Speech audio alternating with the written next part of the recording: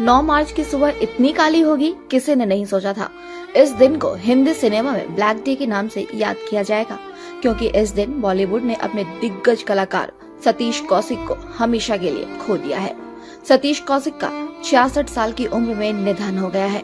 Actor की मौत की खबर सामने आते ही फिल्मी दुनिया में सन्नाटा छाया हुआ है। हर कोई उन्हें नम आंखों से याद कर रहा है। सबसे शॉकिंग बात यह है कि मौत से एक दिन पहले तक वो बिल्कुल ठीक थे और सोशल मीडिया पर भी एक्टिव थे।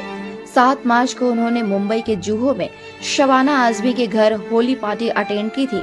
यहाँ सतीश कौशिक ने अपने करीबियों संग धमाकेदार अंदाज में होली का जश्न मनाया था। उन्होंने होली सेलिब्रेशन की तस्वीरें एक दिन पहले ही अपने सोशल मीडिया हैंडल पर शेयर की थी। सतीश कौशिक के होली सेलिब्रेशन में महिमा चौधरी, जावेद अख्तर, ऋचा चड्ढा और अली फजल दिखाई दिए थे।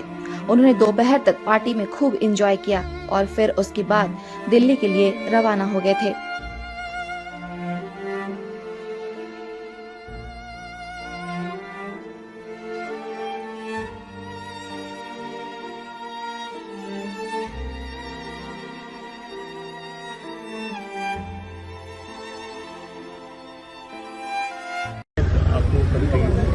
ऐसे तो मेडिकली कोई शिकायत तो किसी को आप जहाँ पर जितने भी हैं आपने किसी को तो कोई मेडिकल शिकायत I don't think there is anything it's just that it had to happen unfortunately and it happen and we all came from middle class lower middle class families and made it अपने बलबूते पे यहाँ हमने अपना नाम कमाया, मेहनत का नाम कमाया। अभी उनकी फिल्म अभी कंप्लीट किए कागज़ टू, दूसरी फिल्म बनाने की सोच रहे थे, साथ में नाटक करने की सोच रहे थे मेरे साथ। हमने कहा यार 2 लोगों का नाटक करते हैं, 2 यंग लोगों का नाटक करते हैं एंड दैट्स इट।